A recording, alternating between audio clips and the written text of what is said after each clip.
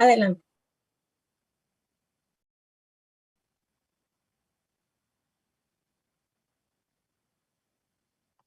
Hola, ¿qué tal? Buenas tardes.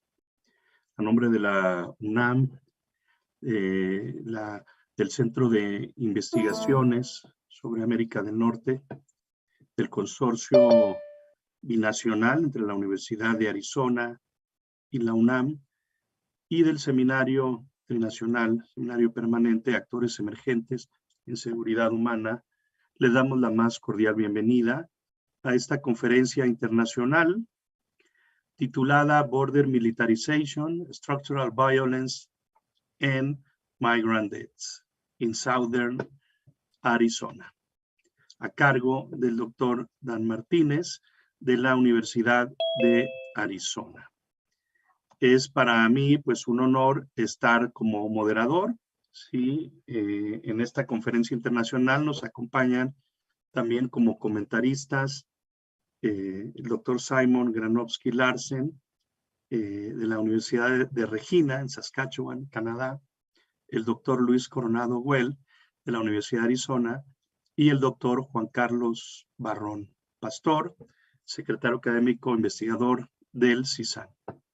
Me voy a permitir presentar brevemente la semblanza de quienes nos acompañan justamente en esta conferencia internacional.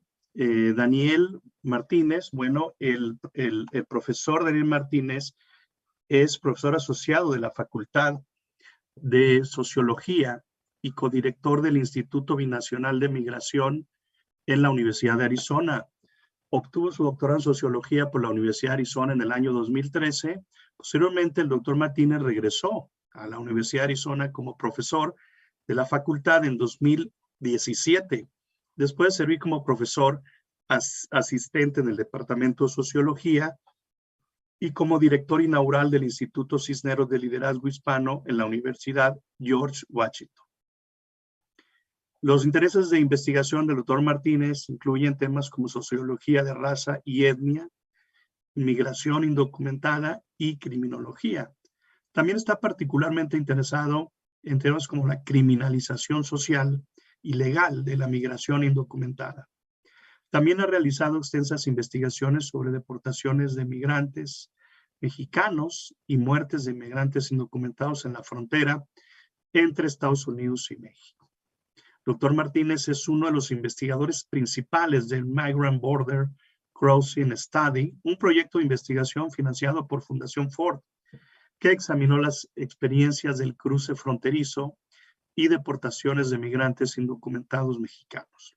Su trabajo de investigación ha sido publicado en revistas académicas tales como American Sociological Review, International Migration Review, Journal of Ethnic and Migration Studies, Racial Ethnic Studies and Justice Quarterly.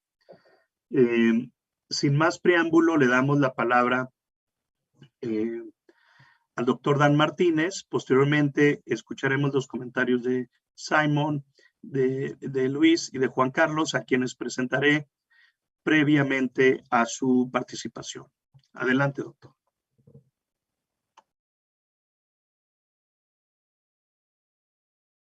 Perdón. Buenas tardes. Muchas gracias por la invitación. I'm gonna present my research today in English. I hope that's okay with everyone. I was born in Mexico City, but came to the United States as a young child, and I've spent most of my life here in the United States, and most of my academic work has been in English. So my apologies, you know, for presenting in English today. I just want to make sure, can everybody see my slides? Okay, looks like maybe I'm having some trouble advancing slides. Just give me 1 second. My apologies. Let me stop sharing here. Try this again.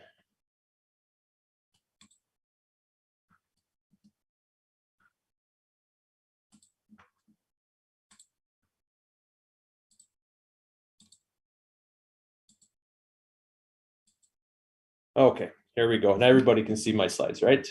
Are we good, Luis? Okay.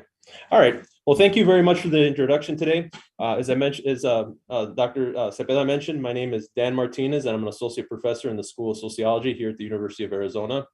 In addition to my position in sociology, I'm also currently one of the co-directors of the Binational Migration Institute, along with my colleagues, Dr. Anna O'Leary, and our founding director, Professor Raquel Rubio Goldsmith.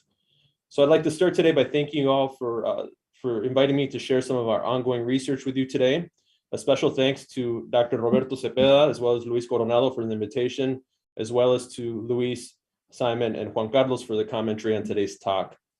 Specifically, I'm going to be discussing the research on migrant deaths my colleagues and I have been conducting for the past 15 years or so. To that end, I want to take a moment to acknowledge several of my co-authors, including Drs. Robin Reinecke, Jeff Boyce, Sam Chambers, Raquel Rubio Goldsmith, Gabriela Soto, Sarah Lanius, and several of our colleagues at the Pima County Office of the Medical Examiner. This work that we've done on migrant border crosser deaths really has been a team effort over the years. As I'll highlight throughout today's talk, migrant deaths in Southern Arizona, which are a direct consequence of increased border enforcement efforts and failed immigration policies, were not only predicted and anticipated by policymakers, but are also largely preventable and therefore constitute a form of what Johan Galton calls structural violence. Furthermore, migrant deaths here in Southern Arizona and across the US-Mexico border for that matter represent a notable public health concern that has largely become normalized over the past 2 decades through various forms of cultural violence, which further obscure these deaths as a form of structural violence. Finally, I want to emphasize that migrant deaths have persisted over the years, over the past 2 decades, and will likely continue unabated in the absence of wide sweeping immigration reform. So as I mentioned earlier, I'm one of the co-directors of the Binational Migration Institute. And here you can see our mission. Again, we aim to foster binational collaboration and to produce social science research on the consequences of immigration policies and border enforcement, including migrant deaths, right? So we've really been committed to interrogating migrant deaths along the US-Mexico border. This is a subject that we've been focusing on here at BMI since at least 2005. In fact, we've produced several reports, at least 4 reports, the most recent of which I'll be discussing today, which we published last spring. We've published several book chapters, a UA Press edited volume, and several peer-reviewed journal articles on this topic. So it's something that here at the Binational Migration Institute, we have been extremely committed to over the past, I would say 15 years or so. So what I'll be talking about today really is has been an interdisciplinary collaborative effort, right? And it represents this broader commitment to what we call public sociology. So I'd like to spend my today highlighting several key findings my colleagues and I have gathered on or generated on migrant deaths in Southern Arizona over the years. So here I'm going to share some insights from this report that we published last spring, and I'll also discuss more recent data that wasn't included in the report, as well as some other thoughts that weren't included in that report. Now, this report, which is available on BMI's website in both Spanish and English, again, is the product of a really interdisciplinary and collaborative effort to enumerate migrant deaths in Southern Arizona. So on this report, we have 13 co-authors representing a broad range of disciplines, including sociology, geography, cultural anthropology, forensic pathology, history, and library sciences, right? And so again, this report really builds up, is the third of its kind published by BMI, and it builds on a published report from 2006, as well as a subsequent report that was published in 2013. Now, each of these reports on migrant border crosser deaths that we've conducted in Southern Arizona have drawn on data from the Pima County Office of the Medical Examiner here in Tucson, Arizona. Now, the Pima County Office of the Medical Examiner, or PCOM for short, has been responsible for examining approximately 95% of all known migrant deaths in Southern Arizona over the past 3 decades, and continues to be the single agency that investigates the highest number of deaths in the United States. PCOM, which developed a standardized methodology used to classify and count migrant deaths in the early 2000s, in my opinion, really remains the gold standard across the US-Mexico border in terms of their commitment to investigating these deaths and working with NGOs and consulates to identify the deceased and reunite their remains with their loved ones. Unfortunately, no such system exists in other regions across the US-Mexico border. And as I'll talk today, migrant death estimates by the US Border Patrol are highly unreliable and invalid, in my opinion. Now, before moving forward, I want to recognize that identifying the root causes of migrant deaths along the US-Mexico border is quite a challenge. However, over the years, my colleagues and I have actually identified at least 6 interrelated structural and sociological factors contributing to these deaths, including, first and foremost, increased border enforcement initiatives beginning in the 1990s.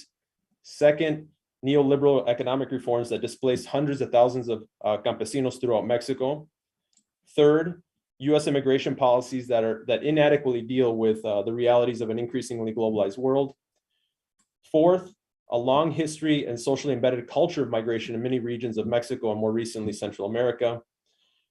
Fifth, a structurally embedded demand for immigrant labor in the United States. And finally, sixth, most recently, an influx of Central American asylum seekers fleeing violence and political instability throughout Central America. Now, I'm going to touch on several of these factors throughout today's talk, but I'll largely be focusing on the relationship between increased border enforcement and migrant deaths in Southern Arizona over the past 30 years. Now, as I just mentioned, our work draws largely on data from the Pima County Office of the Medical Examiner. The map on the left here simply illustrates PCOM's jurisdiction in relation to the geographic area that constitutes the Tucson sector of the Border Patrol. Now, the bold outlining here represents the Tucson sector, while the counties in green represent Pima County Office of Medical Examiner's jurisdiction. And as you can see, with the exception of La Paz County, PCOM's jurisdiction falls completely within the Tucson sector, which is an important distinction to which I will return later in the talk, right? Now, the photo on the right here is actually a photo of a mobile refrigeration unit that was acquired by the medical examiner's office about a decade ago as they became increasingly overwhelmed with migrant deaths cases. In what follows, I'm going to briefly summarize several key findings from our research on migrant deaths over the years. However, before presenting these data, I want to provide a bit of background information on immigration enforcement along the US-Mexico border and note how this context has shifted over the past 3 decades. I'm also going to provide a few remarks on the theoretical orientation that has guided our approach to analyzing migrant deaths along the US-Mexico border, which really focus on structural violence and cultural violence. Now, as many of you may know, the last major comprehensive immigration reform passed in the United States was IRCA, or the Immigration Reform and Control Act.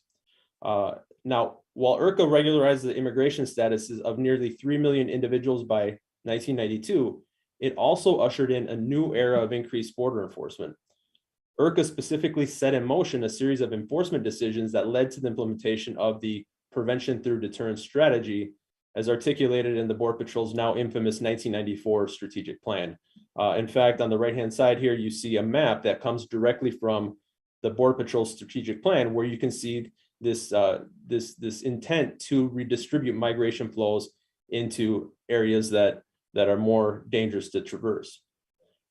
Now, this strategy, the prevention through deterrence strategy, is largely based on what we call general deterrence, right? And it's really aimed to dissuade undocumented border crossing by increasing enforcement in urban crossing corridors along the US-Mexico border, including in the sister cities of El Paso Juarez, San Isidro, Tijuana, Nogales, and Brownsville, Matamoros. The prevention through deterrence strategy consisted of 4 main initiatives: Operation Hold the Line in El Paso in 1993, Operation Gatekeeper in San Diego in 1995, Operation Safeguard in the Tucson sector here in 1995 as well, and Operation Rio Grande in the McAllen sector in 1997.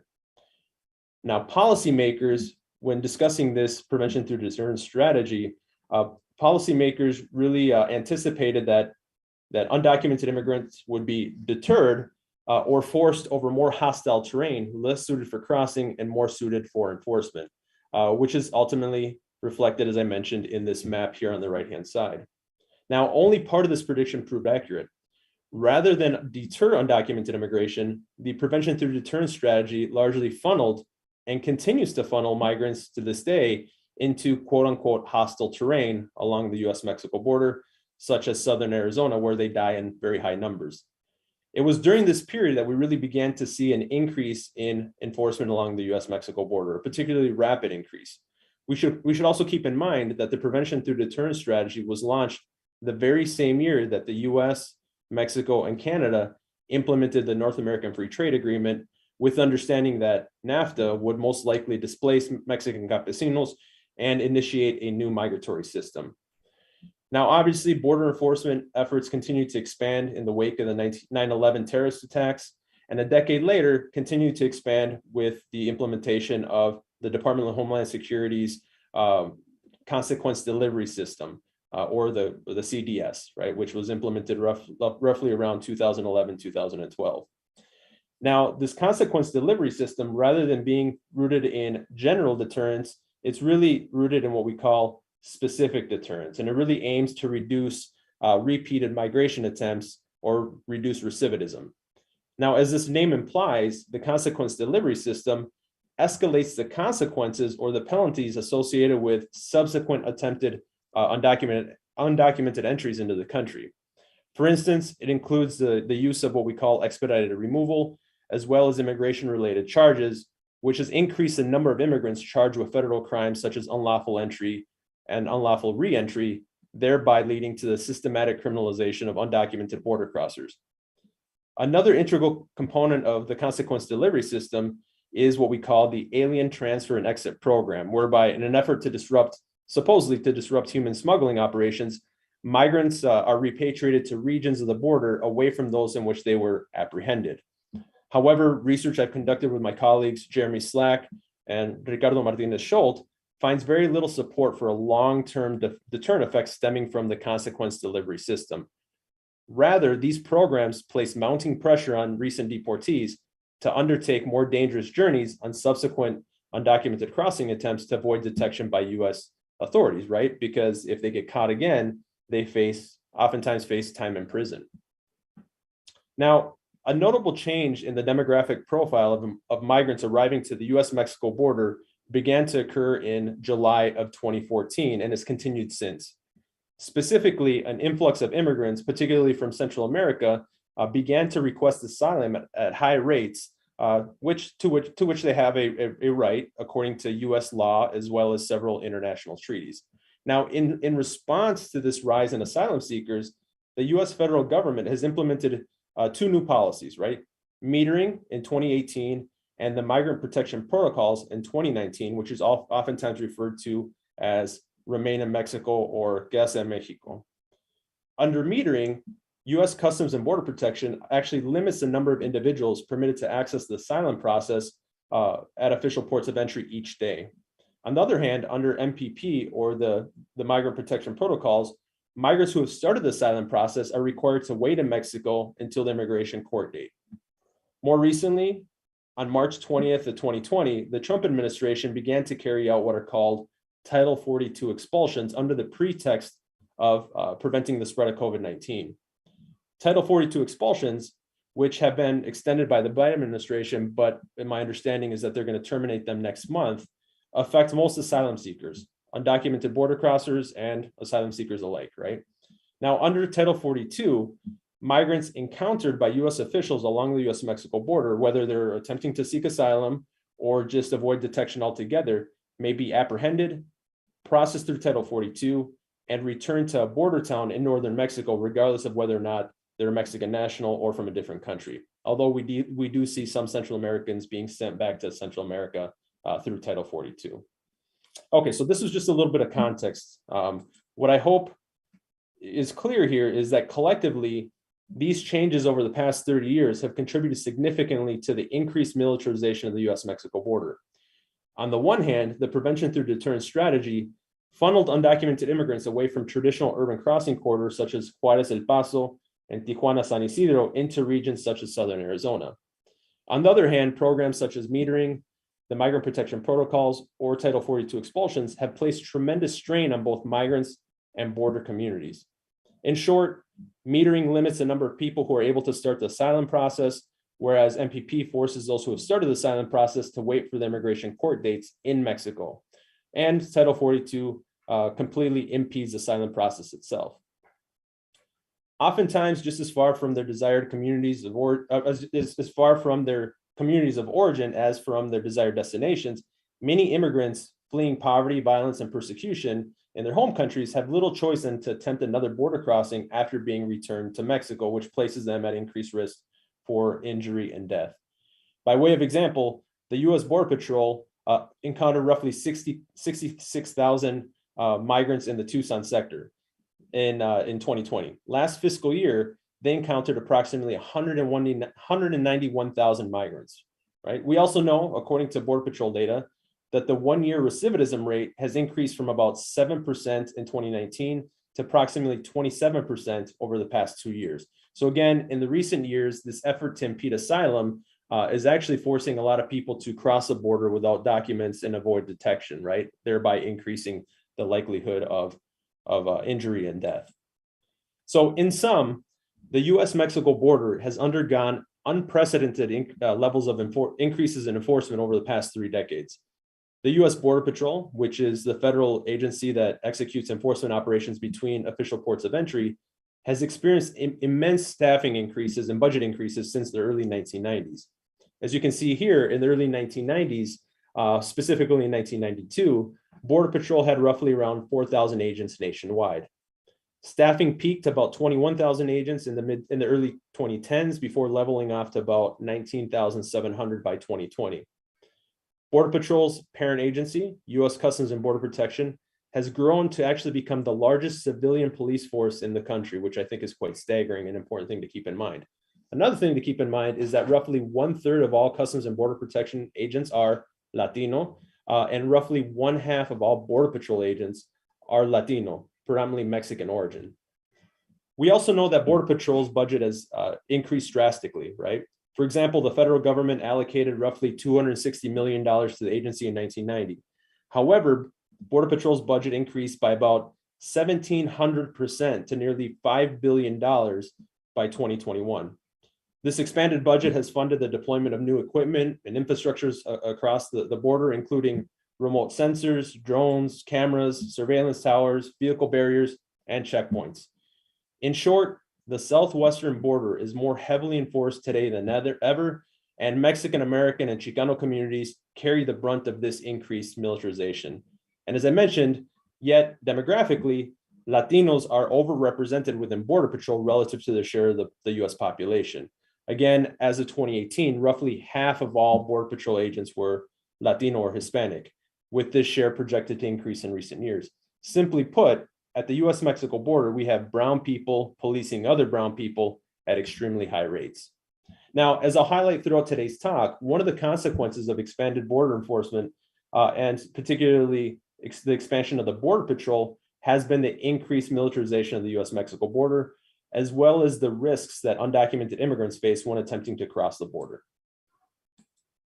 Now, I'd just like to share, before getting into some of our findings, I want to share a few thoughts on the theoretical orientation that has guided much of our work on migrant deaths over the years.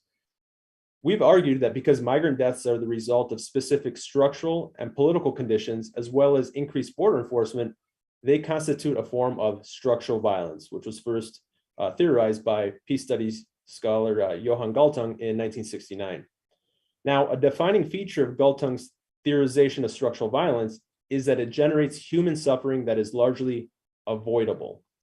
Because migrant deaths were not only predicted and anticipated by policymakers, but also because they're largely preventable, we conceptualize them as a form of structural violence. Now, Galtung argued that because structural violence does not necessarily involve a perpetrator and a victim, it's much less obvious than what we call direct violence. And to this end, Galtung actually theorized another form of violence, cultural violence, which he described as, quote, any aspect of a culture that can be used to legitimize violence in its direct or structural form, unquote.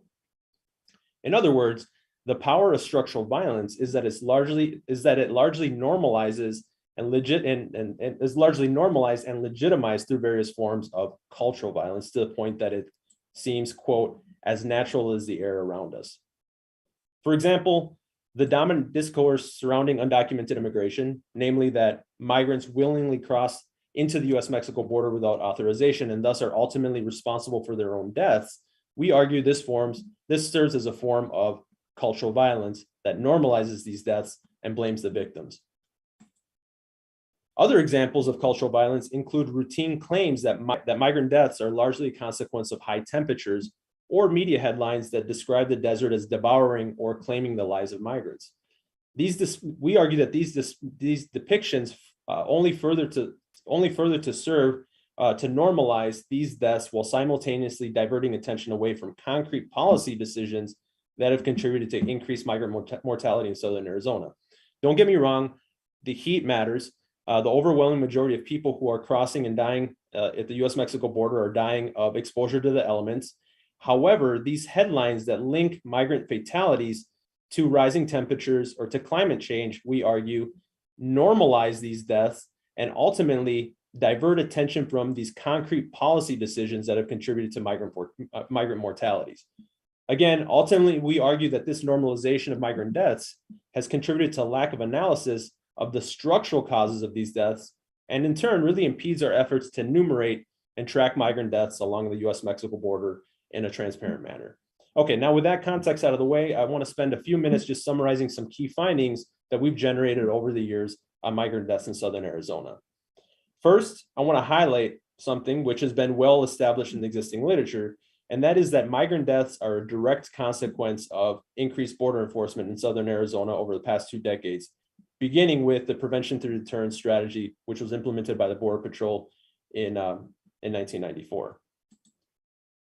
So this figure actually shows the number of recovered human remains coded as undocumented border crossers by the Pima County Office of the Medical Examiner each fiscal year. Here we can see that this office has actually documented over 3,500 such cases since 1990. The majority, 97%, have been investigated since 1999, and about 74% have been investigated since 2005. We also see that migrant deaths in southern Arizona began to increase after the implementation of the Border Patrol's prevention through deterrence strategy. Now, although the U.S. Border Patrol formally implemented Operation Safeguard in the Tucson sector in 1995 and allocated additional resources in 1997, these resources did not fully materialize in the region until 1999. And the following year, in 2000, that's when we witnessed an increase in migrant deaths in the region, which have largely continued unabated over the past 2 decades. Instead of preventing undocumented immigration, these efforts have forced migrants to cross through remote and dangerous areas along the US-Mexico border, including southern Arizona. Now, as we can see here, this map just simply illustrates the geographic distribution and concentration of recovered migrant remains investigated by the Pima County Office of Medical Examiner per 10 square miles in southern Arizona. And this following figure just provides a snapshot of some of the basic demographic characteristics and leading causes of death among those cases investigated by the medical examiner, right? So overall, we see that most migrants end up perishing due to exposure to the elements, right? Or due to an undetermined cause. The majority, roughly 64%, were actually successfully identified after they had died post-mortem. We also see that migrants who died in southern Arizona are largely male, and among the identified, 82% were between the ages of 20 and 49, really in the peak years of productivity in their life course, and roughly 80% are of Mexican origin. A second finding I want to point to is that migrant deaths remain high despite fluctuations in undocumented immigration in the region. Okay, so I want to speak a little bit more to that here in this slide, in this figure. Now, this figure illustrates the number of migrant deaths each year standardized to 100,000 Border Patrol apprehensions. While it's possible that the increase in recovered migrant remains in southern Arizona is simply a function of more people crossing through the region, the data presented in this figure suggests that's unlikely. Though not a precise measure of undocumented migration, previous research has found that apprehensions have fluctuated and been positively correlated with undocumented migration flows. So here we're talking about using Border Patrol apprehension data as a proxy for undocumented immigration flows, right? So when we consider apprehensions as a proxy for undocumented immigration, we found that the rate of recovered migrant deaths in the region increased substantially during the late 2000s and early 2010s. These data suggest that in order to avoid detection by US authorities, migrants may be crossing the border through more remote areas for longer periods of time, thereby increasing the risk of death. Now, clearly you see this outlier in 2021. This outlier doesn't conform with the rest of the trends, right? And this is, because Again, the migrant death rate or recovery rate is the lowest on record since 2010. However, as I previously mentioned, federal authorities began exercising Title 42 expulsions in March 2020, with 2021 being the first full year in which this repatriation mechanism was used. In fact, as I mentioned earlier in the presentation, more than 191,000 migrants were encountered by Border Patrol in the Tucson sector alone in 2021, compared to just 66,000 the prior year. In other words, we saw the denominator here increase nearly threefold from one year to the next.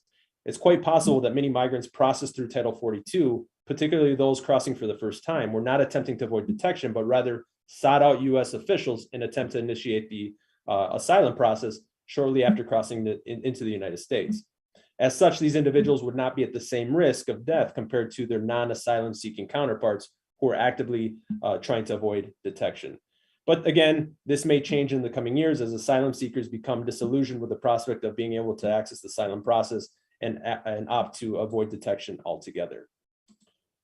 A third finding I want to point to, and I know I'm getting close on time here, I'm keeping an eye on the time.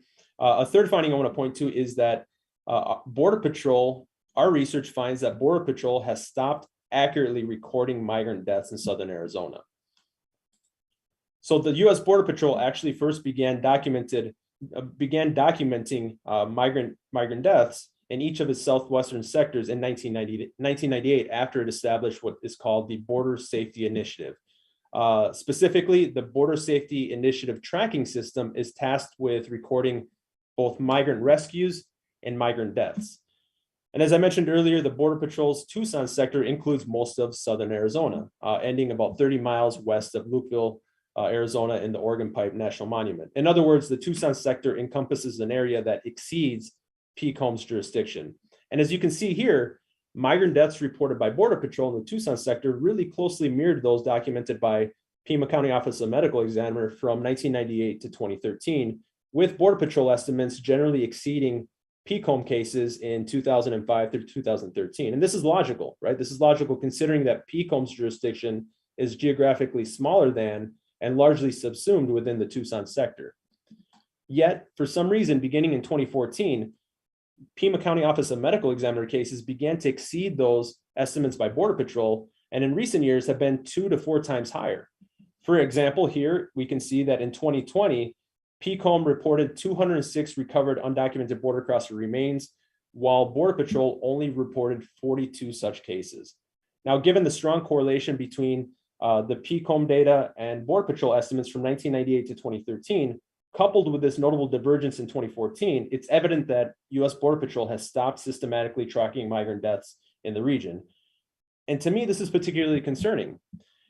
Due to an absence of a centralized and standardized reporting system used to enumerate migrant deaths, researchers and policymakers regularly rely on Border Patrol data and these estimates to make sense of what's going on border-wide. Now, while I can't speak to the validity and reliability of Border Patrol data on migrant deaths in other sectors, I will caution people against relying on these estimates in the Tucson sector. And now I can tell you that despite repeated efforts, we've not received a consistent explanation from Border Patrol for the clear discrepancy between these estimates beginning in 2014. Nevertheless, I want to point out that last week, the U.S. Government Accountability Office published a report to the U.S. congressional committees, which you see here on the left, that helps maybe shed some light on these disparities. Now, just in brief, the aim of this report was to assess how Border Patrol has implemented a program called the Missing Migrant Program, which was implemented in 2017. Second, to assess the extent to which Border Patrol collects and reports complete and accurate data on migrant deaths. And third, assess how the Border Patrol evaluates the Missing Migrant Program. Now, there's several findings reported in this GAO report, but for our purposes, 2 stand out. First, GAO finds that Border Patrol has not collected and recorded nor reported to Congress complete data on migrant deaths or disclosed associated data limitations. And second, Border Patrol's fiscal year 2020 report to Congress did not contain complete information or complete data on the agency because the agency did not record all available information on migrant deaths from external entities in its system of record or describe these data limitations in the report. In other words, they're no longer taking the data recovered that the Pima County Office of Medical Examiner is getting. They're not including that in their system for some reason, which helps us understand this massive undercount on Border Patrol's behalf. Just in last couple of quick points before I turn it over to the commentators, I just also want to point out that our research finds that migrants have been pushed into some of the most remote and dangerous areas of Southern Arizona. I'll spare you the details. You can read them in the report, but generally speaking, we break our report. We take 30 years of data and we break it up into 4 main eras. And here I'm going to show you the spatial clustering of recovered migrant remains across these, comparing across these eras, right? So you can really get a sense visually of how people are being forced into even more remote and dangerous areas across time. So here we're comparing 1990 to 1999, or 1999 to 2000 through 2005. So this is one era compared to the next, then the following era compared to the next, and then this is the most recent era, right? So you can really see that, in more recent decades, in more recent years, I should say, more recent eras, people are being forced into some really remote areas of the U.S.-Mexico border, particularly in Southern Arizona here. And finally, we know that the profiles of deceased migrants have shifted over time. We know that changes in leading causes of death, identification rates, body condition, and the demographic profile of deceased migrants has shifted across time. Here we can see, for instance, we see the proportion of cases deemed undetermined cause of death increase substantially across time. And this is because the remains that are being recovered now are highly decomposed or skeletonized. You can also see with, the condition, the body condition has deteriorated quite a bit across time as well. Again, it's because people are crossing through extremely remote areas now to avoid detection. Again, I'll just wrap up my comments here. We also have seen, just demographically speaking, a decreasing share in the proportion of females represented among border crosser deaths in recent years. And we also see an increasing proportion of non-Mexicans, particularly those from Guatemala and to a lesser extent, Honduras. Now, just to kind of conclude here, migrant deaths are clearly one of the many consequences stemming from increased border enforcement over the past 3 decades. As border militarization increased in Southern Arizona, so did the number of migrants dying in the region. However, this increase in migrant mortality is not simply just a function of larger migration flows, though this has certainly played a role. However, we also know that the risk of death has increased as migrants have been forced to travel for longer periods of time through some of Arizona's most remote areas. Policymakers clearly understood that migrant deaths would increase in the wake of escalated border enforcement. Yet, federal officials made the decision to proceed with the prevention through deterrence strategy, which continues to this day. In short, migrant deaths along the U.S.-Mexico border were not only predictable, but they're largely preventable, which makes them not only a contemporary humanitarian crisis, but also a clear example of structural violence. Nevertheless, migrant deaths have become largely normalized over the years, which further obscures these deaths as a form of structural violence. Now, nearly 3 decades later, policymakers confront yet another critical decision as to whether to continue to engage in policies aimed at impeding asylum seekers, such as metering, MPP, and Title 42 expulsions, which ultimately increase asylum seekers' vulnerability near the U.S.-Mexico border and place them at increased risk of death. If the past is any indication of the future, we're likely to see migrant deaths continue unabated and possibly increase in the absence of a complete progressive overhaul of our approach to immigration control, including border enforcement. I realize there are no easy solutions. Nevertheless, it is evident that the deterrence approach to border enforcement has largely failed and has resulted in a number of social harms, including hundreds of preventable deaths of migrants each year. With that, I'd just like to thank you for your attention. I thank you for the opportunity to share some of my research with you. I'd be happy to address any questions you might have. And now just a shameless plug, please follow us on Twitter, Binational Migration Institute. Here's our handle at @UArizona_BMI. You can keep up with BMI publications there. Thank you. Muchas gracias a Dan Martínez por esta excelente presentación sobre el tema de la violencia estructural en el sur de Arizona, en la frontera de México, Estados Unidos, especialmente en Sonora, Arizona, y la muerte de migrantes. También estos datos nos llevan a muchas reflexiones antes de darle la palabra a nuestros comentaristas, les damos la bienvenida al nuestro director del seminario trinacional permanente, el doctor Juan Carlos Barrón.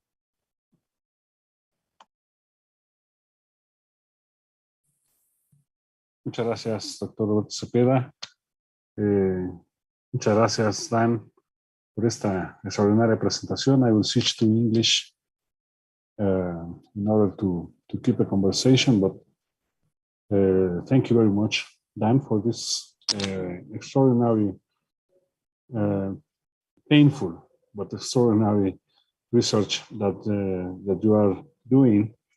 Of course, when we study this difficult phenomenon from migration, I would like to mention, and I would like to ask, what do you think about it? Is I study media coverage of different issues, and something that I'm worried now is about studying infodemics and how certain topics are being massively put into media, and so other topics can be forgotten or sent to a second degree of attention, and so suddenly we are watching, not in Arizona. I do not have the data in Arizona, but in other states like Texas and California, I'm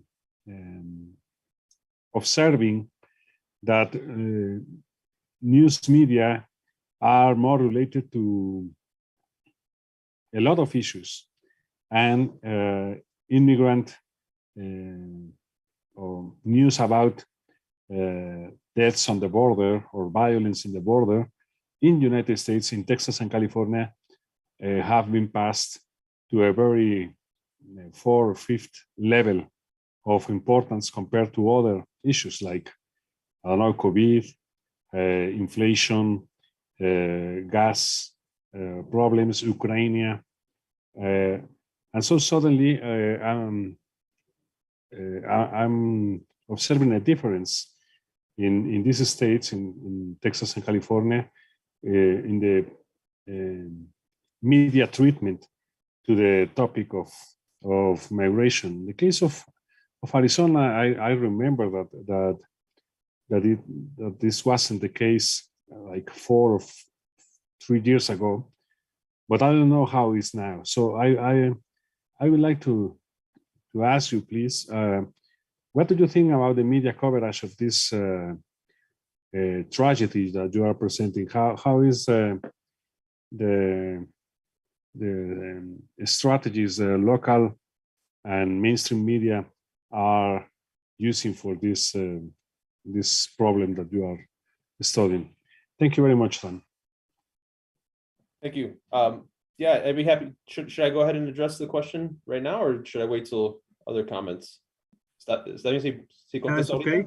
Yeah. Okay. This is a really good question, and thank you. I really appreciate it.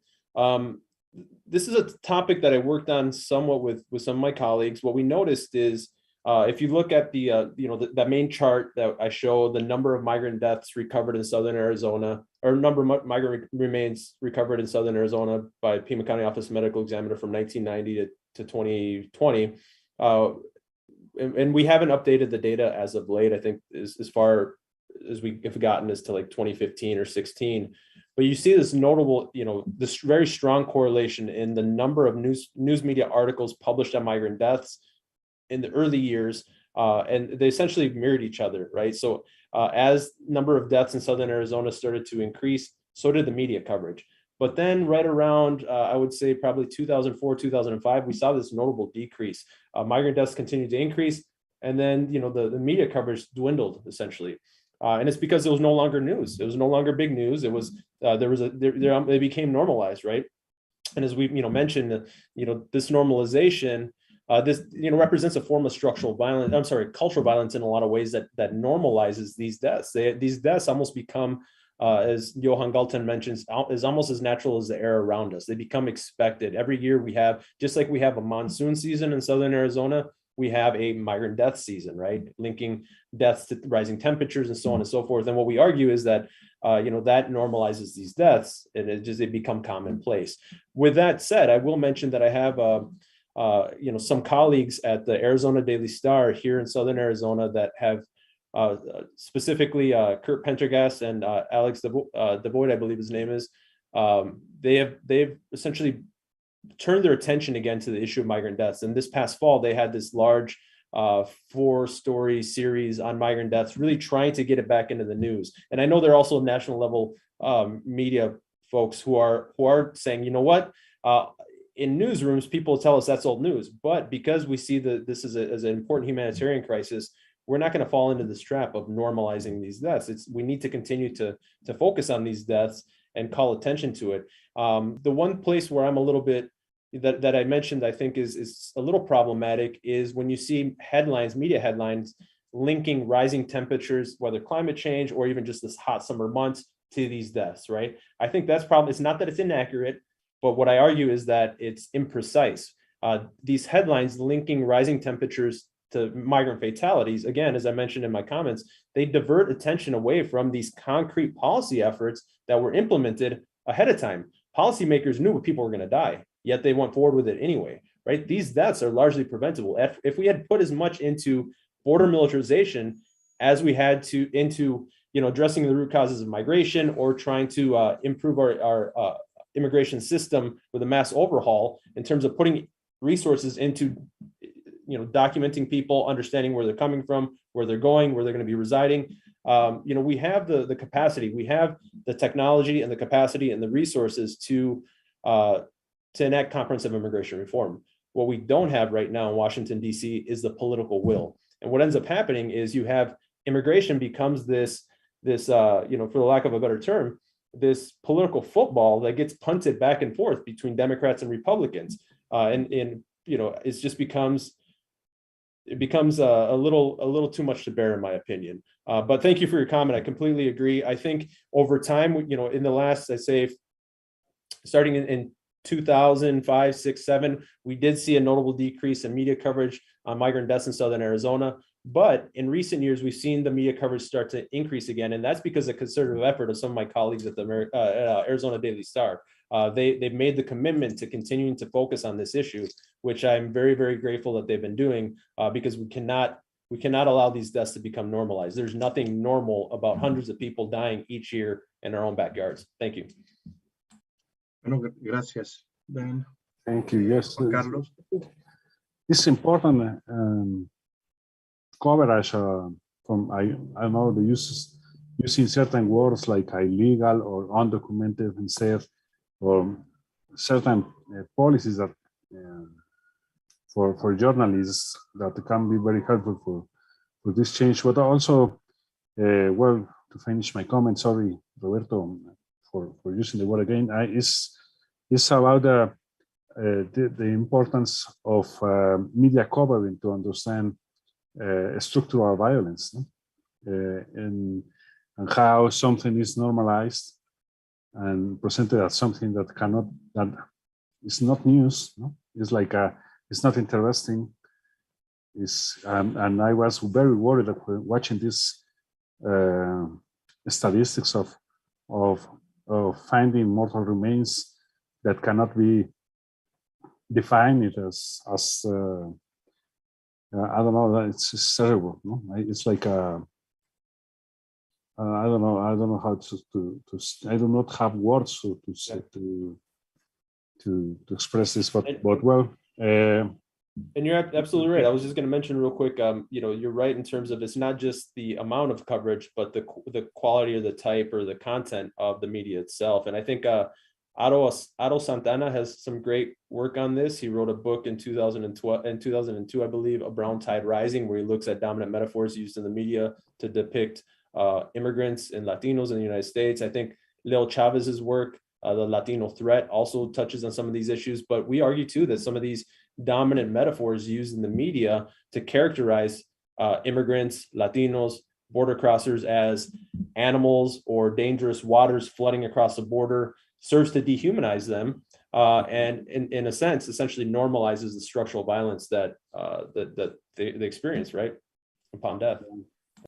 Well, thank you very much, Dan, and thank you, Roberto. And I leave the word to my colleagues. It's good to see you, Simon, Luis.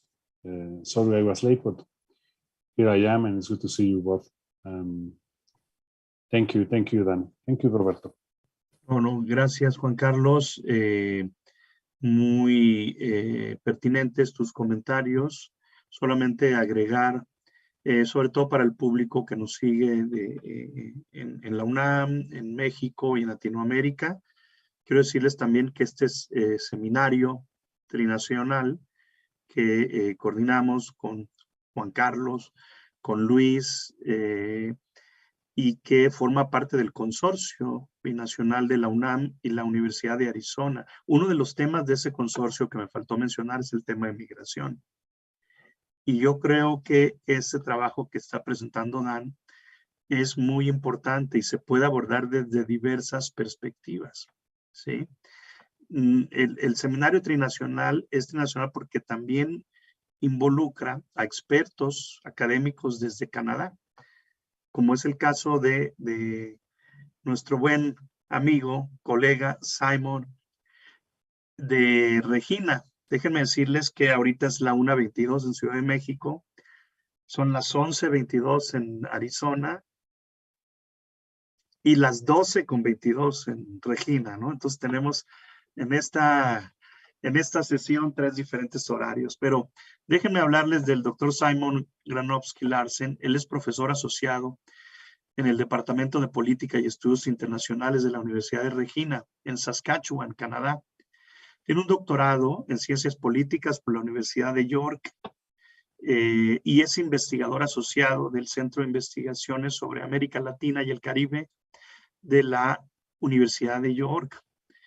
Sus investigaciones están enfocadas en la violencia política y los movimientos sociales en Guatemala, sobre todo en el contexto de la industria extractiva. Sus proyectos recientes han explorado cambios en la violencia paramilitar y en otros grupos armados no estatales, contrainsurgencia corporativa, los papeles del gobierno canadiense y las empresas canadienses en esta violencia. La investigación actual de Simon va, sobre todo, se concentra en Guatemala y explora la conflictividad en el contexto de la energía renovable en Centroamérica, con un enfoque especial de Costa Rica y Panamá. Bueno, Simon, bienvenido, te escuchamos. Gracias por estar con nosotros.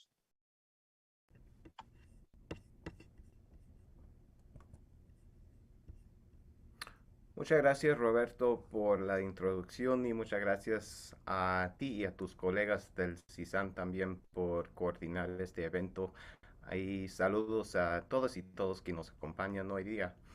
I'm going to speak in English as well and make some comments on the report that Dan presented, and I think I'll be followed by some other commentators in Spanish, so we'll have the two languages represented.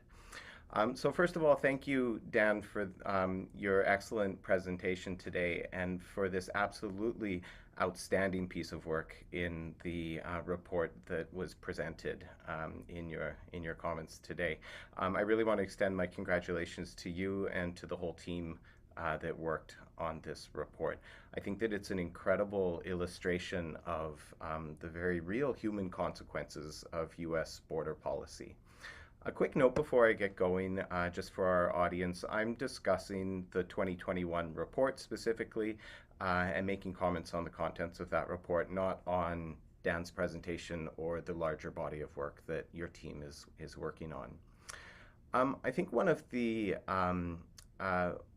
what allows this report to have the strength and significance that it does is that you have this unusual full access to data from the county that has the highest instances of recovered remains of migrants in the country. And also that you seem to be working in partnership with the medical examiner in that county as well, which has given the authors of the report an extraordinary level of detail, looking at the causes of death, looking at very detailed demographics of the people that are behind the remains as well. I think that a central strength of this report is that this incredible wealth of data that you've mobilized is organized very well around a really strong argument. And for me, what I took away as that key argument is that the deaths that are associated with crossing the border into the United States aren't just the result of a general militarization of the border. They're the result of an intentional redirection of the flow of migration into more remote and more dangerous areas, the so-called funneling that gets discussed in the report and that you presented in your talk today. This shows, I think, the violent impact of what you refer to in the report as segmented border militarization, this partial militarization of certain areas of the border in order to drive migration into the more dangerous areas. The death rate and the cruel end of life for each of the thousands of individual migrants that are referred to in the report is shown as part of a specifically managed policy that calculated the factors that would make border crossings more dangerous. And this seems to be the intention of these policies intentionally. And this is presented in your report, not just in a theoretical sense, but it showed in very concrete ways through this very privileged access to data that you're analyzing. It showed through a change in the number of remains that are found as compared to broad periods of policy change. It's shown through a growth in death by exposure to heat, exposure to cold, to dehydration specifically. It's also shown, as you were discussing at the end of your presentation, in a growth in the rate of undetermined cause of death, which is significant because as migrants are crossing in more remote areas, it takes longer for remains to be found if they're found at all. The bodies are in a more advanced state of decomposition, and so we have a higher difficulty of determining the cause of death, and we see that this is rising. I also found it interesting, you showed this, another factor that was used to make this case, I think, was a decrease in vehicle-related deaths because migrants are less likely or less able to be crossing the border or approaching the border in vehicle and instead are crossing on foot in difficult terrain. All of this is shown in contrast to a rate of apprehension of migrants by border enforcement that is constant, or it might be growing slightly, but you have in contrast to that a sharp increase in the recovered remains, and that tells a very different story, and it lays bare the human consequences of this segmented border militarization, or the funneling of migrants to dangerous crossing points. Something else that I appreciated in the report is that there was no mention of any US president by name, not just because I don't need to hear their names anymore, but also not just because the report comes across as nonpartisan, which it does, and I'm sure that serves a policy purpose, but not mentioning the specific administrations also subtly highlights that border militarization and migrant deaths are ongoing and they're not declining with changes in administration. I think that's an important point to have put across sort of under the radar. The report also has a very strong grounding of the data in academic literature, which I think is another strength to it.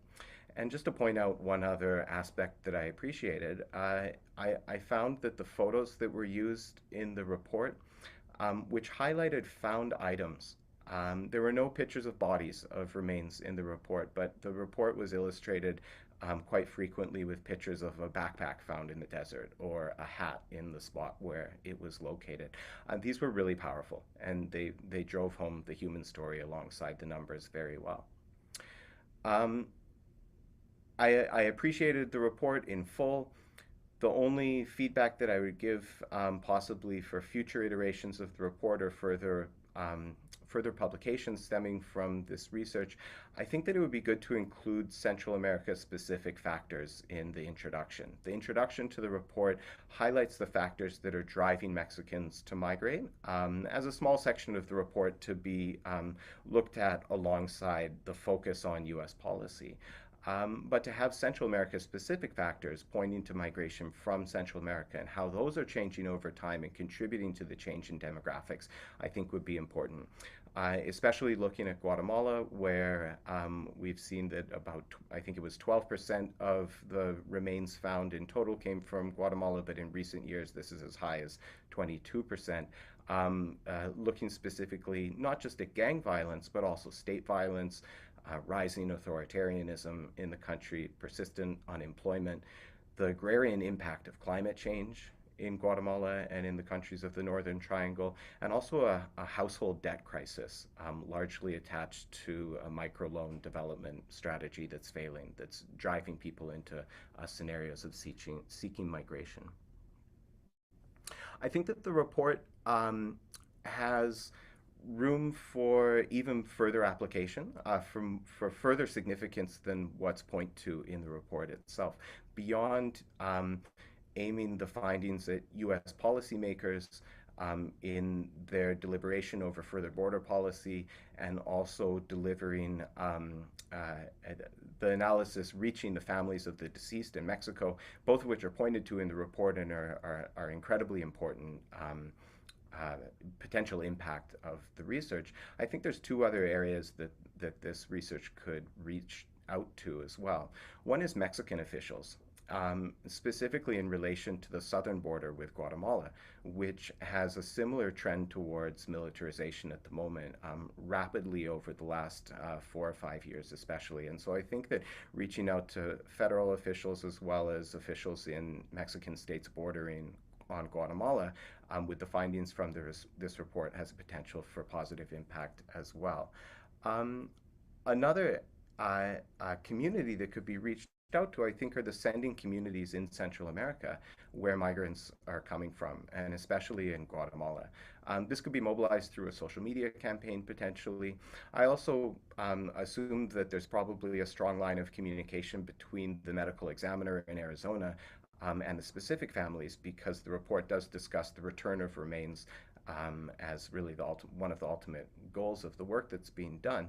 But that line of communication doesn't have the benefit of the analysis from this report. But it does present you with a starting point where you could identify the principal sending communities. And on the other side, I'll offer that a point of contact could be the COCODES, the Consejos Comunitarios de Desarrollo in Guatemala, which is a representative governance body at the level of communities and municipalities in Guatemala. So I think there's a potential without too much additional work on the part of the team to extend the findings to sending communities in Central America as well. I just have one closing thought, something that was on my mind as I was reading the report. The report really explores the borderlands as a site of death, but I was reminded while I was reading that the border itself is also a tool of violence. In other words, the border is a weapon, and border policies that aim to funnel migrants into increasingly dangerous crossing points are a lethal use of the border as a weapon. I think there's another important instance of cultural violence behind this, and it's a hegemonic acceptance of borders and of states and this acceptance, going unquestioned, is a form of cultural violence alongside the others that you've mentioned that allows for this further death of migrants in border crossings. And for me, this just highlights not only a need for the demilitarization of border policy, which of course is absolutely essential in the context that you're referring to, but also an undoing of all border enforcement policy and a move towards the free movement of people across what are currently borders. I think that we could consider an undoing of border enforcement policy as a form of disarmament. If borders are weapons, we can move towards disarmament by opening up border policy and not just demilitarizing them. So that was the sort of overarching thought on my mind as I was reading through this report, in shock at the extent of the violence and suffering and the incredible detail with which you and your team were able to bring this to light for the reader. So thank you again for this report and for your presentation today. Gracias, muchas gracias, Simon. Dan, yo le pediría a Dan que si nos puede ayudar más adelante para hacer sus comentarios. Okay. Por lo pronto, presentamos al doctor Luis Coronado. Él es director de la oficina Iniciativas México en el Colegio de Ciencias Sociales y de la Conducta, the College of Social and Behavioral Science, y profesor adjunto del Departamento de Historia de la Universidad de Arizona. También vicepresidente del comité directivo de Tucson Mexico Sister Cities Association, que es Asociación de Ciudades Hermanas de Tucson en México. Y es presidente de la Fundación México, organización no gubernamental sin fines de lucro que brinda apoyo a estudiantes mexicanos, mexicoamericanos y latinos en Estados Unidos. Abogado por la Universidad Autónoma de San Luis Potosí, maestro en Historia por el Colegio de San Luis y doctor en Historia de Latinoamérica por la Universidad de Arizona en Estados Unidos. En sus estudios doctorales acreditó su especialidad Minor Fields de etnomusicología, así como estudios fílmicos y documentales. Su primer trabajo individual en la Alameda Potosina, ante la llegada del ferrocarril, espacio, poder e institucionalización de la ciudadanía moderna en San Luis Potosí, que recibió el premio 20 de noviembre Francisco Peña en la categoría de ensayo histórico, otorgado por el gobierno del estado de San Luis Potosí. Su investigación doctoral explora las transformaciones territoriales en los siglos XIX y XX, así como la transformación de las nociones populares del derecho, la justicia y el patriotismo durante las décadas de 1910 y 1920. Sin más preámbulo, le damos la voz al doctor Luis Coronado. Adelante, Luis, gracias por acompañarnos. Muchísimas gracias. ¿Me escuchan bien? Perfecto.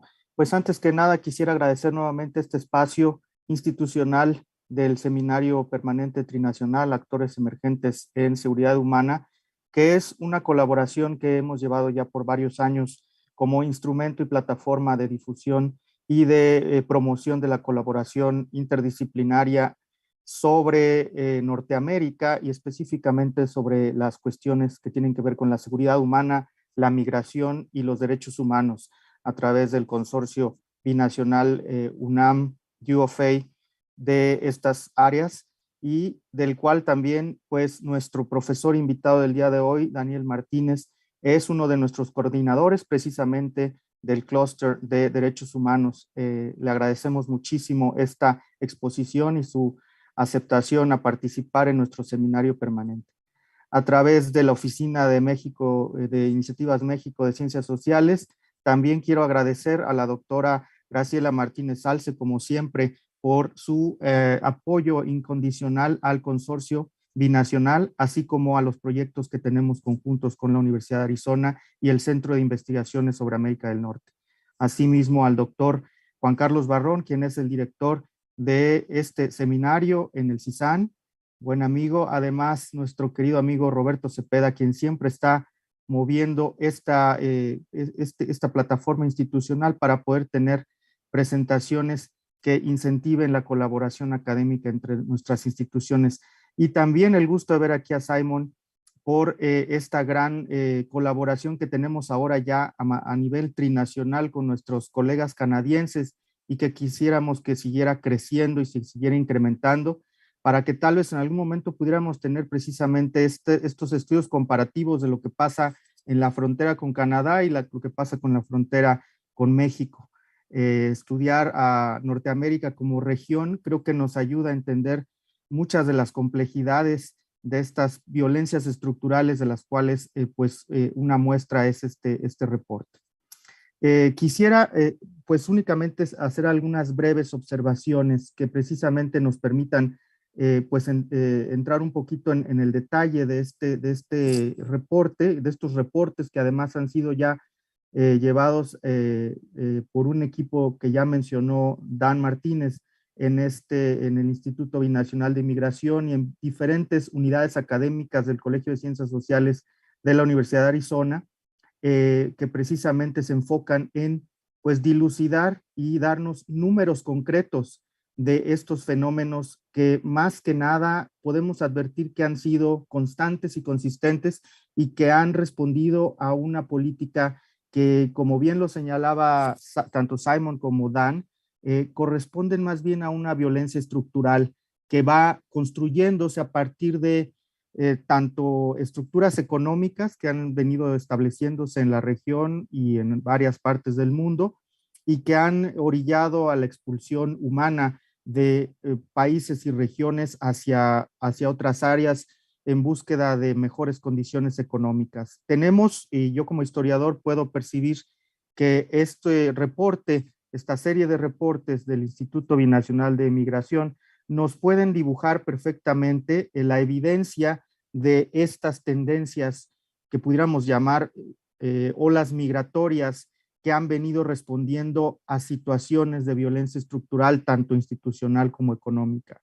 Evidentemente, desde la firma del Tratado de Libre Comercio de Norteamérica, podemos ver una reconfiguración de las economías regionales que pusieron pues ahora sí que en condiciones muy inhumanas a millones de campesinos y otros sectores muy desprotegidos de la sociedad mexicana y centroamericana y latinoamericana, en donde pues han tenido que emigrar. Ese patrón ha ido cambiando y se ha ido incluso incrementando dependiendo el país y la región de la que hablemos. El reporte precisamente nos va mostrando esos datos. Incluso yo creo que es posible percibir parte del fenómeno social de las caravanas migrantes que hemos podido ver en los últimos años. En ese sentido, este reporte y este esfuerzo multidisciplinario y multiinstitucional del reporte de muertes de la frontera entre Arizona y Sonora es precisamente una invitación a colaborar con instituciones fronterizas mexicanas que pudieran en un momento dado incorporar datos del lado fronterizo mexicano que pudieran arrojar luz para construir pues herramientas interesantes que pudieran ayudarnos a poner en práctica políticas públicas que ayuden a los migrantes. En los últimos, por lo menos en las últimas dos administraciones de Estados Unidos, hemos visto cómo la política migratoria mexicana también se ha modificado. Incluso hemos visto que los gobiernos federales en México han venido modificando tanto las leyes migratorias como los procesos de admisión de refugiados y también pues el aseguramiento militar de la frontera sur de México con Centroamérica. Eso ha respondido y es reflejado precisamente en las tendencias de las muertes fronterizas.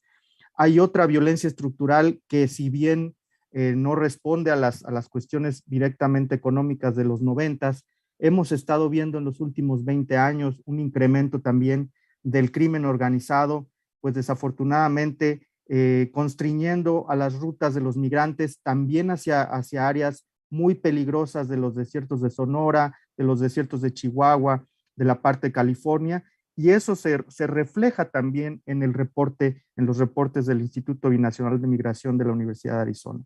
Entonces, en ese sentido, a mí me parece que es importante entender esta consistencia y que se pudiera formar, y en este sentido nuestro seminario es precisamente una plataforma para eso, y abro incluso una invitación abierta a las unidades académicas de nuestro consorcio binacional y a los académicos interesados a que pudieran explorar estas líneas de investigación que abre este reporte. Entre ellas, obviamente, el hecho de poder construir y georreferenciar tal vez las rutas en donde se encuentran y localizan más muertes de migrantes en ambos lados de la frontera. ¿A qué responden? Pues ciertamente, si se pudieran tener datos más precisos, podríamos ver la influencia tanto del crimen organizado como de estas violencia estructural de la que hablaba Dan. Creo que también la parte mediática de la que hablaba Juan Carlos es una beta muy importante para poder explorar. ¿Por qué? Porque podemos ver este proceso de deshumanización al que aludía Dan Martínez. La normalización de las muertes, y me llamó muchísimo la atención esta situación que refleja el reporte, la normalización de la muerte de personas que en la narrativa oficial pues se cuentan como números, no como personas, nos ayuda a analogizar lo que está pasando con la muerte masiva por el crimen organizado que está sucediendo en México. La desaparición masiva de mujeres, la desaparición masiva de personas, el tráfico humano, la trata de blancas en áreas que tienen que ver con pues ciertas necesidades económicas que también han sido modificadas a través de los cárteles que pasan la droga. Entonces, todas estas cosas han venido a impactar el nivel de vida de las poblaciones más vulnerables, no solamente en México, sino en Centroamérica y en Latinoamérica en general. Y eso ha podido verse también en la consistencia precisamente de esta política de cierre y militarización de la frontera de Estados Unidos. Y creo que es muy importante tener estos datos para poder disasociarnos del efecto mediático en donde una narrativa liberal se quiere distinguir de una narrativa conservadora, una narrativa demócrata de una republicana, y donde realmente los números nos muestran que es una administración y otra, y de todas formas vemos una consistencia en la militarización y digamos, el cierre de la frontera y la deshumanización de las personas que por circunstancias tienen que emigrar hacia lugares donde encuentren mejores oportunidades. Entonces yo quisiera cerrar ahí precisamente con esta reflexión, porque creo que tenemos muchas líneas de investigación en común y creo que podríamos aprovechar muchísimo los datos que el Instituto Binacional de Migración nos ofrece y pudiéramos encontrar áreas que se encuentren de los dos lados de la frontera para tener una perspectiva mucho más amplia. Y en el caso de Canadá, una perspectiva comparativa que también nos ayude a entender esa relación desigual de los tres países de Norteamérica. Muchísimas gracias. Roberto, voy a dejar para ser breve y para permitir a Dan y a ti que pudieran pues cerrar con algún comentario o pregunta de nuestro público. Muy bien, muchas gracias Luis por tus comentarios, por tu participación, como siempre muy acertada. Sintetizas todo las diversas aristas que involucra la presentación de Dan Martínez, los comentarios de Simon, de Juan Carlos. Como siempre, Luis, muchas gracias por tu participación, y también mencionarle al público que nos sigue que Luis Coronado es el líder del equipo de la Universidad de Arizona, de este consorcio binacional, ¿no? Muchas gracias, Luis. Y bueno, si no hay otro comentario, ya sea de nuestro auditorio o de nuestros excelentes comentaristas, entonces pasamos con nuestro ponente magistral, Dan Martínez. Muchas gracias. Si está bien, voy a dar mis comentarios otra vez en inglés. Thank you, Juan Carlos, Simon, and Luis for these great comments. I really, really appreciate it. Juan Carlos, we talked a little bit about what we've seen in terms of media coverage, and I completely agree with you that I think it's important to focus on not just the number of news stories that are coming out on migrant deaths, but also the content of the stories themselves, the content of the coverage, because that tells us a lot about what's going on much more broadly within U.S. society. Simon, I really appreciate your comments, particularly about addressing some of the root causes of Central American migration, particularly migration from Guatemala. I agree that for the next report, which we will update in the next few years, we need to do a better job of calling attention to some of those key push factors, right? I think in the report, we just kind of mentioned the increase in asylum seekers among Central Americans, but I think that is a major limitation. And I think, it's really important to get at those root causes, because what's going on in Guatemala is not the same that's going on in Honduras or El Salvador, right? So I think that's really where we would need the expertise of somebody who focuses on this particular area of the world, right? Most of my research, most of my expertise really is U.S.-Mexico border, Mexico more broadly. So that's where we could really benefit from the expertise of somebody who focuses on Central American migration, specifically Guatemalan migration. So I really do take that to heart. take that those comments and look forward to moving forward. So I really appreciate what you mentioned there. I also appreciate what you mentioned about not specifically touching on a specific administration or not, right? Because as I mentioned before, I want to move away from this political football that has become immigration in DC. After all, we know that it was the prevention through deterrence was signed under, was signed on Bill Clinton's watch, so to place one blame or another on I think we could take a step back and we can look at the ways that, presidential administrations, Republican and Democratic, have largely failed when it comes to issues of immigration and immigration reform. So I appreciate that. And then, the issue of the photos, we made the conscious decision to not, I think we have one photo of maybe the back of a skull at least one that I used in a previous report, and one that I used here in this presentation. But we made a concerted effort to not, to not normalize those visuals as well. I think showing people's personal effects can be just as powerful, if not more powerful, than showing actual remains. Those are people who have loved ones. Those are people who may or may not be identified. Those are people whose families and community members are experiencing a sense of ambiguous loss. In my colleague Robin Reinecke's words, who draws on Pauline Boss's work. That's one thing I really, I think is important to keep in mind, right? I think, I can understand there's, for instance, some of my colleagues at the medical examiner's office may show migrant remains in some of their presentations, but I think they're in a different position. That's what they do in terms of their day in, day out job duties. So I think that's a little bit different approach. But we made that concerted effort, that decision to not show pictures of remains. After all, I want to point to something that Luis mentioned, is that we oftentimes, it's easy to get lost in these numbers, whether the numbers on the charts or in the figures, the dots on the maps.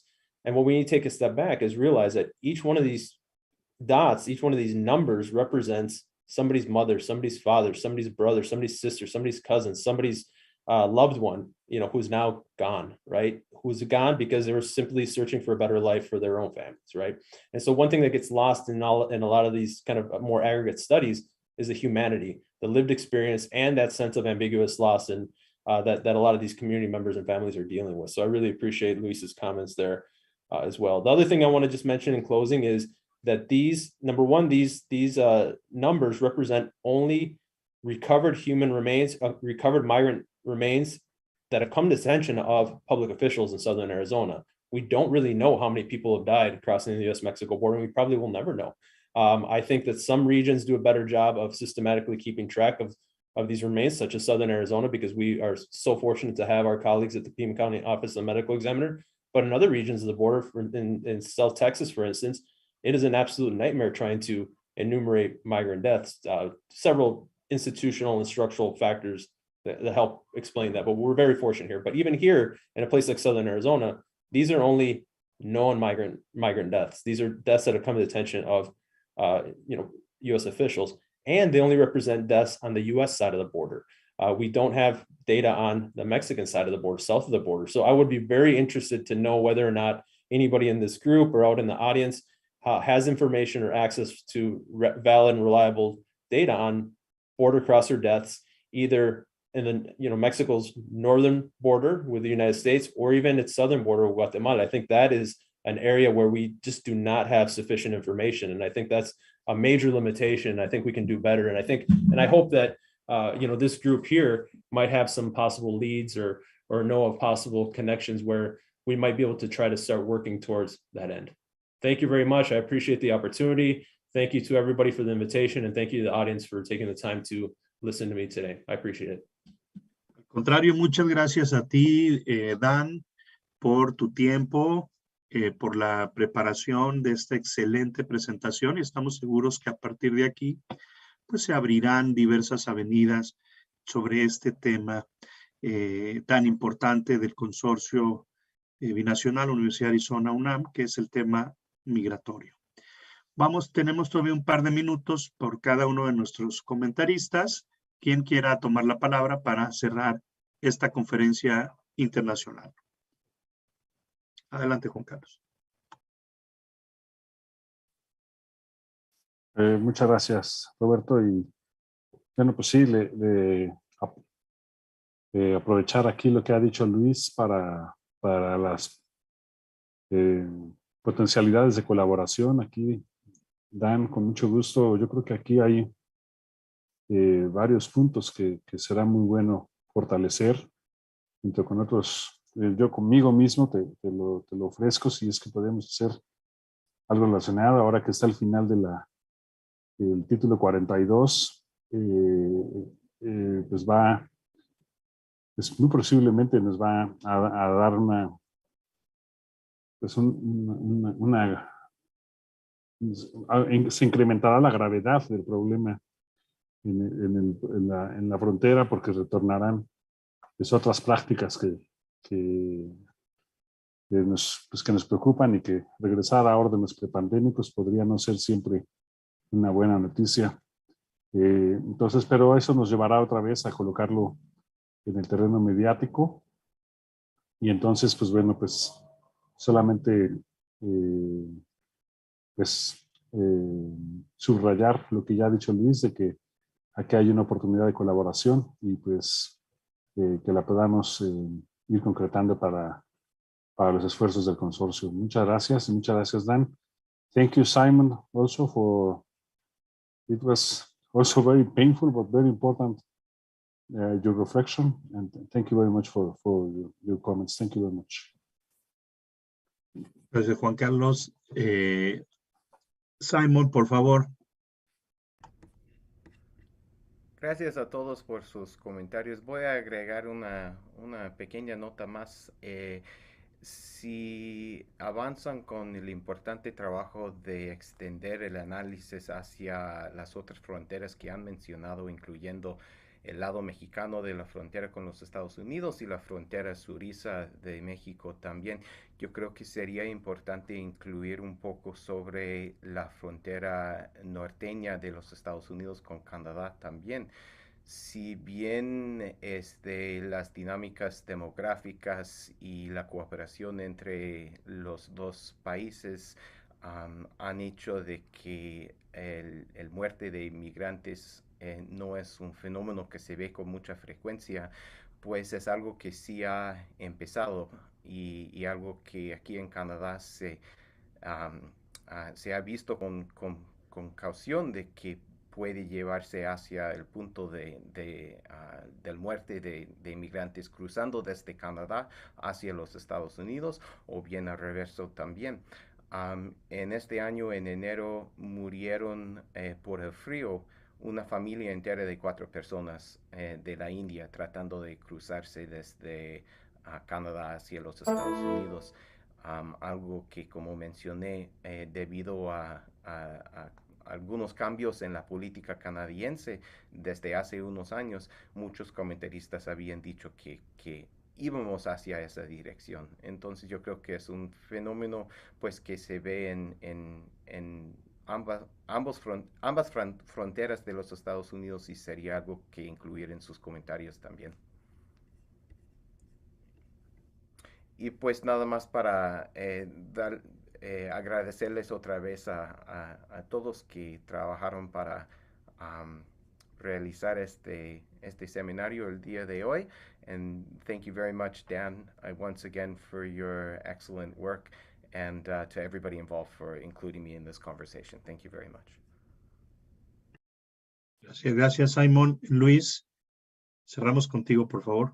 Sí, muchísimas gracias. Pues no me queda más que reiterar el agradecimiento nuevamente al Centro de Investigaciones sobre América del Norte, el CISAN, quien pues se ha distinguido como ser el socio más importante que tenemos en nuestra máxima casa de estudios en México, la UNAM, y pues seguir promoviendo estas plataformas para la difusión de las investigaciones sociales que desafortunadamente a veces quedan ahí sin conexión, porque las ciencias sociales en los últimos años, precisamente como áreas que promueven el pensamiento crítico, también hemos visto una disminución estructural y una situación muy difícil también en términos de investigación social que pone en riesgo tanto la vida a veces de investigadores como de periodistas, como de personas dedicadas a difundir el conocimiento de estos números que, como dice Juan Carlos,